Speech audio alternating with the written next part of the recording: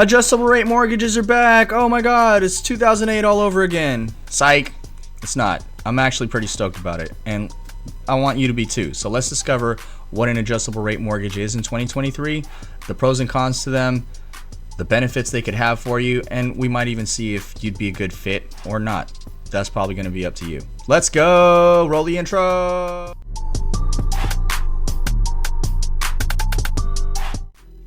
ARMs are back in full effect, folks, and I'm not talking about these pythons. I'm talking about adjustable rate mortgages.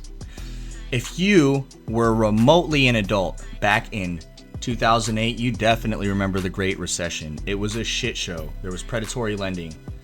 Homes were going upside down, foreclosed. Loan officers were selling every possible loan to every possible person on stated income and stated assets. Do you guys remember that? That's where you could just say you make $100,000, $200,000 a year and that you have as many assets as your brain could make up, and it would fly. You'd get yourself a home and then you wouldn't be able to pay for it, and then you'd get foreclosed on. So adjustable rate mortgages were in the smorgasbord. I have no idea why I even try and say that word. This is like the 5th time this week. I can't say it. Adjustable rate mortgages were in the shebang, the boiling pot of stuff that created the Great Recession back in 2008, which, by the way, is not what's happening in this current climate. I want to help dispel that, along with the rest of the realtors and loan officers that are making videos just like this, talking about how it's not the same thing. It is not the same thing. 2008 was predatory lending. Right now, we're facing a supply crisis.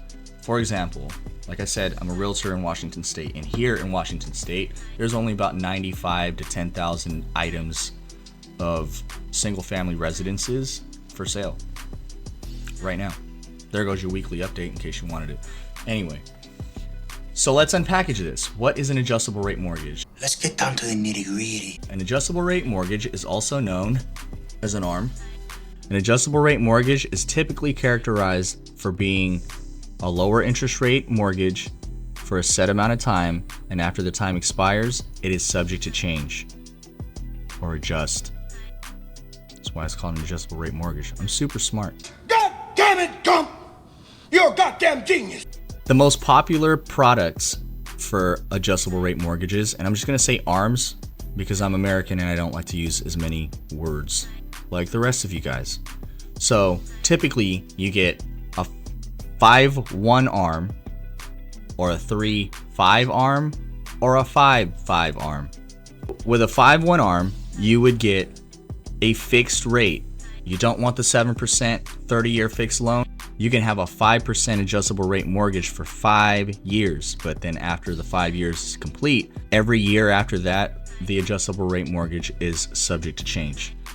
For a 3-5 ARM, you're looking at the first 3 years, it'll be fixed, and then every 5 years after that, it's gonna change. So a 5-5 ARM means it's gonna be fixed for 5 years, and then it's subject to change every 5 years after that. Back in 2008, when loans were being unregulated, these loans were killing everybody. But in today's marketplace and the climate that we're in, it's actually not such a bad idea. And I'll tell you why here in just a second. Right, now that you're a little wet behind the ears on what an adjustable rate mortgage is, let's find out what the pros and cons are to them. Pro, lower interest rate. Con, the adjustment. If you get caught up in the adjustment and it goes upwards, if the rates go up, then that's not necessarily what we want. However, to caveat, adjustable rate mortgages are heavily regulated now. It is not like 2008 where you could just get a loan by sneezing in the right direction of a lender. I'm sorry, I'm allergic to bullshit. Okay, you can't just state your income, you can't just state your assets. In fact, you probably have a 99% chance that the lender during your approval process is going to want to see at least 2 years of employment history. And if you are self-employed like myself, you're going to need to furnish both your personal and your business federal income tax statements. A couple other factors that come into play are income limits. Now, depending on your lender and the state that you're in, might want to check on that. Debt to income ratio is going to be big. Cash reserves are going to be pretty big too. It's also worth mentioning there are caps on adjustable rate mortgages, which work in your favor. No cap. There's an initial cap and caps on subsequent adjustments. The initial cap prevents the interest rate from increasing above 2% than what the rate actually was initially. Then the caps on subsequent adjustments prevents the next interest rate that you have to get from increasing above 2% on every adjustment interval. So let's take our example from before. You have a 5% interest rate for the first 5 years. That has matured, and now you're at your adjustment interval. If, say, the rates went up to like 10%, you can't go above 2%. So your 5% rate would become a 7% rate. Still not a 10% rate. That actually helps you out. The subsequent adjustment caps prevent it from doing the same thing, just on the adjustment intervals. Hope that makes sense. Reach out to your lender if this doesn't. So this could be very beneficial to you guys, which is what we're going to get into next. So the benefits is that you can purchase a home, not get a 7% interest rate, have a 5% interest rate, and if the rates go lower after 6 months to a year, nothing bars you from being able to refinance your home into a fixed 30-year fixed rate. So let me give you an example.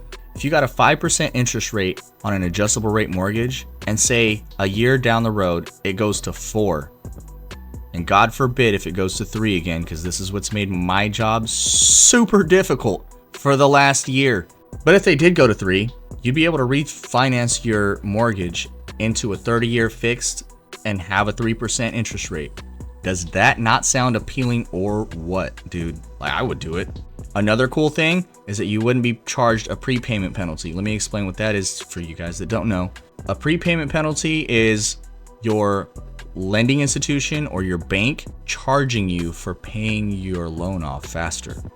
Because how loans work is that when you go to refinance, the refinance action of that loan pays off the old loan. And there could be fees with that. Well, there isn't with adjustable rate mortgages. That's how regulated they are. The Fed actually did right by looking out for the client and regulating adjustable rate mortgages. So you don't have to pay a prepayment penalty anymore. Really cool. So we covered what an ARM is, the pros and cons to an ARM, and the benefits to it. Let's get into whether or not this would be a good fit. Spoiler alert. It's up to you. If you're purchasing a home to live in it for 15 to 30 years, this is probably not the best fit for you unless you start with an ARM initially and refinance into a 15 or 30-year fixed mortgage. Now, if you're somebody who has to move every 3 to 5 years, like active duty service members in the Army, we do this frequently. This would be a really good fit for you. It'll help you get a rate that's lower than the market average.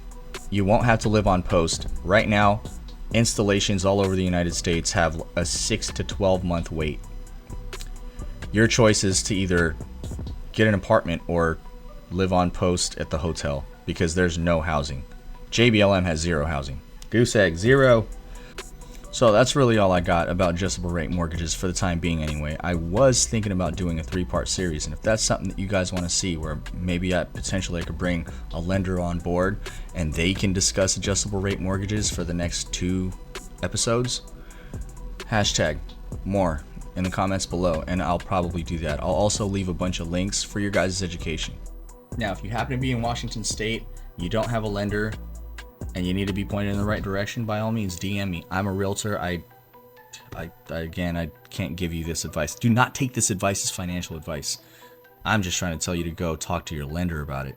I hope you guys have a good one. If you guys like that episode, do me a favor and smash the like button and subscribe to the channel. It'll help the algorithm, which will help my page get to more people like you who like the content that I make. Have a good one. I'm going to try and prevent this fire from happening under my desk.